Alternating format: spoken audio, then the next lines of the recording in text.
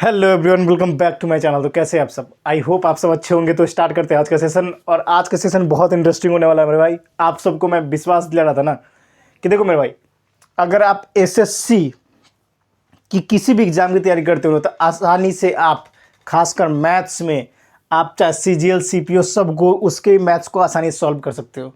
मैं ये चीज़ पहले भी बताया था। आपने एसएससी जीडी का जब पेपर देखोगे मेरे भाई, अर्थमेटिक का लेवल ना गजब लेवल का था। आप देखे होगे। प्री तो ईजिली आप कर सकते हो मेरे भाई, लेकिन आपको एडवांस पोर्शन पढ़ने होंगे। ये चीज़ मैंने आपको बताया था। आज मैंने लगाया, ठीक है ना, आज मैंने लगाया। इससे पहले मैंने 2-3 मॉक टेस्ट लगाए थे, लेकिन बहुत दिनों के बाद मैंने, आप देखोगे मेरे वीडियो को देखोगे जाकर, मैं एसएससी जीडी का लगाया था। लगातार 40 से 45 दिन स्कोर बूस्ट हुए थे। आज मैंने एसएससी सीजीएल 2023 का टेस्ट लगाया मेरे भाई। आज मैंने एसएससी सीजीएल 2023 का टेस्ट लगाया, जिसमें मेरे रॉ स्कोर 160 है आउट ऑफ 200। आज फर्स्ट मॉक में, मतलब इससे पहले 2-3 मॉक मारा था जिसमें मेरे 60-65 आ रहे थे। फिर मैंने ये रिलाई किया कि मुझे कॉन्सेप्ट पढ़ना चाहिए मेरे भाई। मैंने कॉन्सेप्ट पढ़ा राकेश यादव सर से।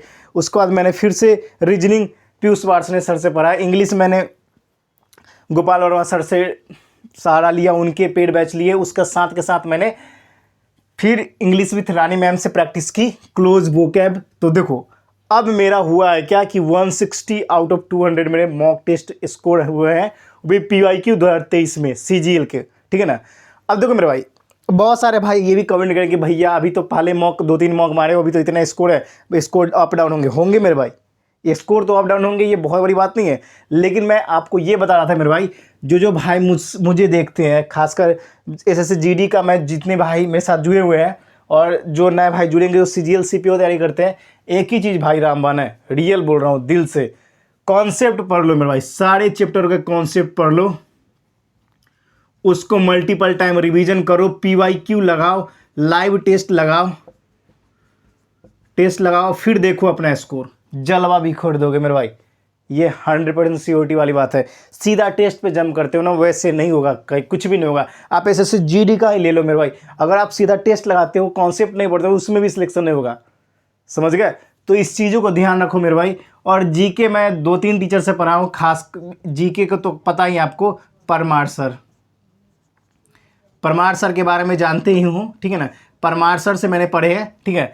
तो उनका भी बहुत ज़बरदस्त जीके है। उससे पहले मैंने कैरियर व्हील से पढ़ा था, ठीक है ना। कैरियर व्हील से पढ़ा था उस हिस्ट्री के टीचर से जो पॉलिटी पढ़ाते हैं, नाम मुझे दिमाग में नहीं है अभी, क्योंकि रिसेंट मैं लेक्चर कंप्लीट कर चुका हूँ ना। और परमार सर से मैं वहीं पे PYQ लेक्चर लगाता हूँ और रिवीजन करता हूँ, स्कोर अपने आप बूस्ट होते हैं।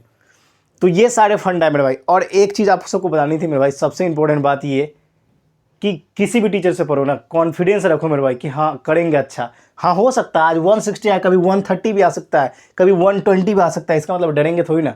सारे कॉन्सेप्ट पढ़े हुए रहोगे ना, आप किसी भी बिगनर्स हो, कुछ भी हो, अगर आप 8-9 महीना कंप्लीटली डेडिकेशन अपना दिखाओगे, अपने सारे कॉन्सेप्ट पे पूरे अटेंड कर लोगे कॉन्सेप्ट, उसके बाद फिर आप मॉक लगाना मेरे भाई, आपके अंदर ड्रास्टिक चेंज आएगा और आपको दिखेगा कि हाँ यार ये चीज़ मैंने पढ़ा है। शायद आपको उस समय याद नहीं होगा, फिर उस मॉक को, अपने कॉन्सेप्ट को रिवीजन करोगे, एनालिसिस करोगे, तो पता चलेगा हाँ मुझे पता है। तो ये सारे लॉजिक है मेरे भाई।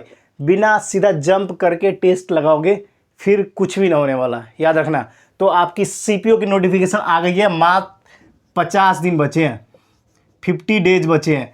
और एक चीज़ रियल बोलूँ ना, जितने सीजीएल वाले बच्चे हैं ना, वो टारगेट सीजीएल करते हैं और सीपीओ को क्रैक कर देते हैं। पता है रीज़न क्या है? रीज़न ये है कि सीजीएल वाले बच्चे ना, उनकी इंग्लिश अच्छी हो जाती है मेरे भाई, उनकी मैथ अच्छी हो जाती है। फिर होता क्या कि सिर्फ टाइम ड्यूरेशन दुगना, क्वेश्चन दुगना, आसानी से कर लेते यार। उनके जीके पे थोड़ी वो पकड़ कम रही ना, तो इंग्लिश अच्छे कर लिए, रीजनिंग अच्छे कर लिए, मैथ्स अच्छे कर लिए। भाई ऐसे ऐसे बच्चों को दिखाऊंगा ना, जिनके जीके में कम मार्क्स आते हुए भी ना, ये तीनों को स्ट्रॉन्ग करके अपने सीजीएल क्रैक कर रखा है, ठीक है ना। सीजीएल क्रैक कर रखा है, साथ के सीपीओ क्रैक कर रखे हैं, ठीक है। तो इस चीज़ों को समझो। मैं आपको कोई चीज़, ये चीज़ नहीं बोलना चाहता मेरे भाई, क्योंकि मेरी भी एग्ज़ाम है, एग्ज़ाम का प्रेशर अलग होता है, बहुत सारी चीज़ आप सब बोलोगे, ये बात सही है।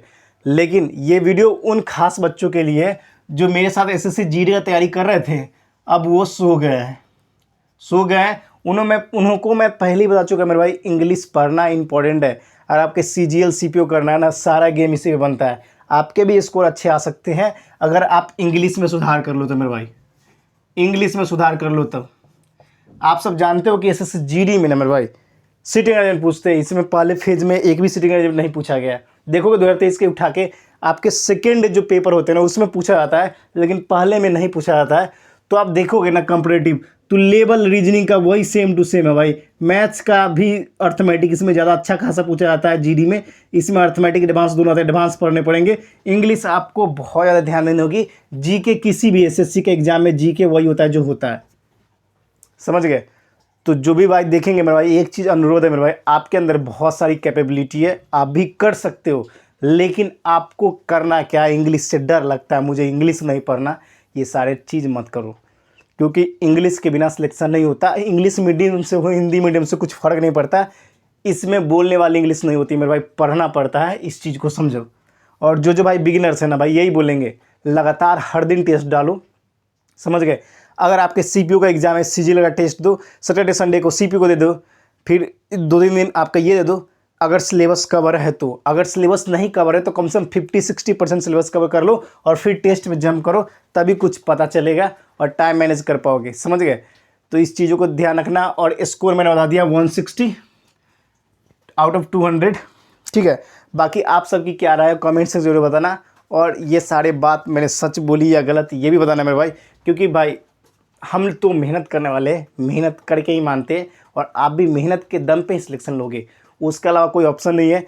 तो मेहनत करो, राइट डायरेक्शन में करो मेरे भाई, यही चीज़ बोलेंगे। क्योंकि अगर राइट डायरेक्शन में मेहनत नहीं किए ना, सारा किया धरा पे पानी फिर जाएगा और टाइम भी आपके बहुत वेस्ट होंगे। फिलहाल इतना ही। जय हिंद, जय भारत, वंदे मातरम। जो भाई चैनल पर नए जुड़ेंगे चैनल को सब्सक्राइब, लाइक, शेयर कर देना।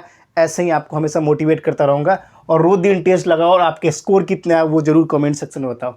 जय हिंद।